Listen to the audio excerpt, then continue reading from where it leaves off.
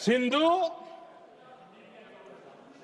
सिंधु जल समझौता सीधा सीधा भारत की अस्मिता और भारत के स्वाभिमान के साथ किया गया बहुत बड़ा धोखा था।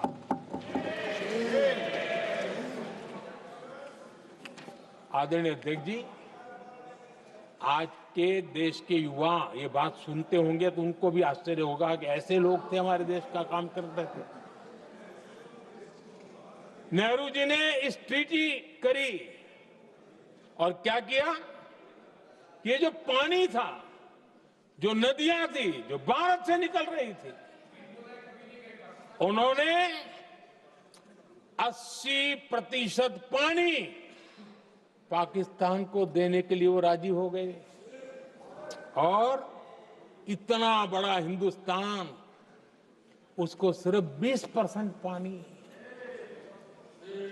कोई मुझे समझाए भाई ये कौन सी बुद्धिमानी थी, कौन सा देश हित था, कौन सी डिप्लोमेसी थी, क्या हालत करके बना के रखा था आप लोगों ने। इतनी बड़ी आबादी वाला हमारा देश, हमारे यहां से निकलती हुई ये नदियां, और सिर्फ 20% पानी, और 80% पानी उन्होंने उसको दिया जो देश खुलेआम भारत को अपना दुश्मन करार कर देता रहता है, दुश्मन कहता रहा। और ये पानी पर किसका हक था? हमारे देश के किसानों का, हमारे देश के नागरिकों का, हमारा पंजाब, हमारा जम्मू कश्मीर, देश के एक बहुत बड़े हिस्से को इन्होंने पानी के संकट में धकेल दिया, इस एक कारण से। और राज्यों के भीतर भी पानी को लेकर के आपस में संघर्ष पैदा हुई है, प्रतिस्पर्धा पैदा हुई, और उनका जिस पर हक था उस पर पाकिस्तान मौज करता रहा। और ये दुनिया में अपनी डिप्लोमेसी के पाठ पढ़ाते रहते हैं। आदरणीय अध्यक्ष जी, अगर ये ट्रीटी न होती तो पश्चिमी नदियों पर कई बड़ी परियोजनाएं बनती। पंजाब, हरियाणा, राजस्थान और दिल्ली, वहां के किसानों को भरपूर पानी मिलता, पीने के पानी की कोई समस्या नहीं रहती। औद्योगिक प्रगति के लिए भारत बिजली बना पाता। इतना ही नहीं, नेहरू जी ने इसके उपरांत करोड़ों रुपए भी दिए ताकि पाकिस्तान नहर बना सके।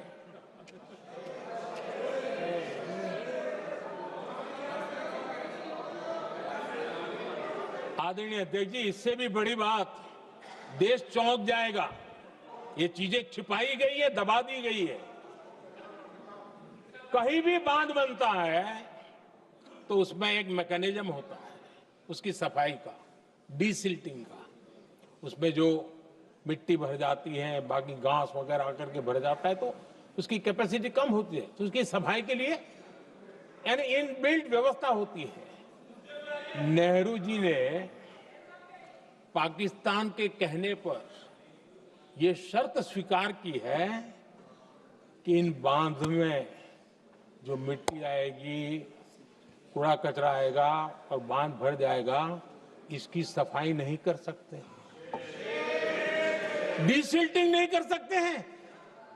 बांध हमारे यहां, पानी हमारा, लेकिन निर्णय पाकिस्तान का कि आप डीसिल्टिंग नहीं कर सकते। इतना ही नहीं, जब इस बार मैं डिटेल में गया तो एक बांध तो ऐसा है कि जहां ये डीसिल्टिंग के लिए जो गेट होता है ना, उसको वेल्डिंग कर दिया गया है ताकि कोई गलती से भी खोल करके वो मिट्टी को निकाल ना दे। पाकिस्तान ने नेहरू जी से लिखवा लिया था कि भारत बिना पाकिस्तान की मर्जी अपने बांधों में जमा होने वाली मिट्टी साफ नहीं करेगा, डिसिल्टिंग नहीं करेगा। ये समझौता देश के खिलाफ था और बाद में नेहरू जी को भी ये गलती माननी पड़ी। इस समझौते में निरंजन दास गुलाटी करके एक सज्जन उसमें जुड़े हुए थे।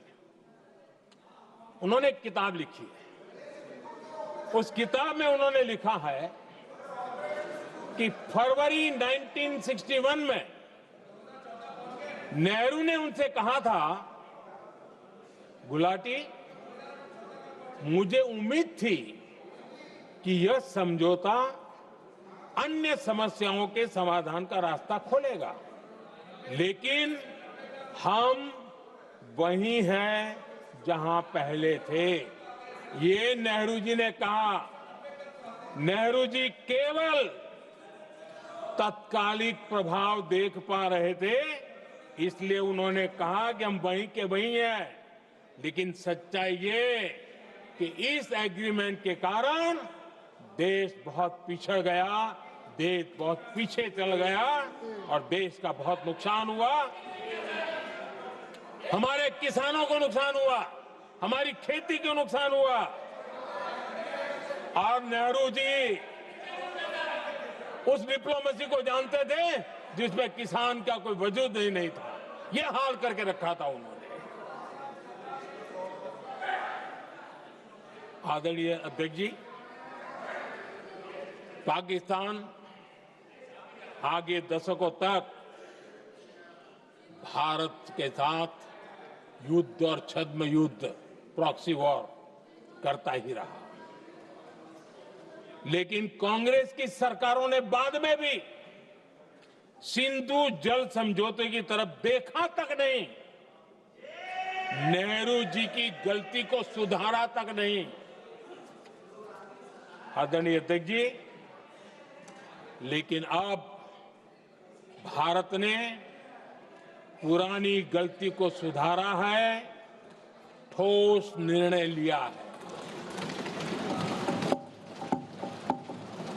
भारत ने नेहरू जी द्वारा किए गई बहुत बड़ी ब्लंडर, सिंधु जल समझौते को देश हित में, किसानों के हित में एबेंस में रख दिया है। देश का अहित करने वाला ये समझौता अब इस रूप में आगे नहीं चल सकता। भारत ने तय कर दिया है, खून और पानी साथ साथ नहीं बह सकते।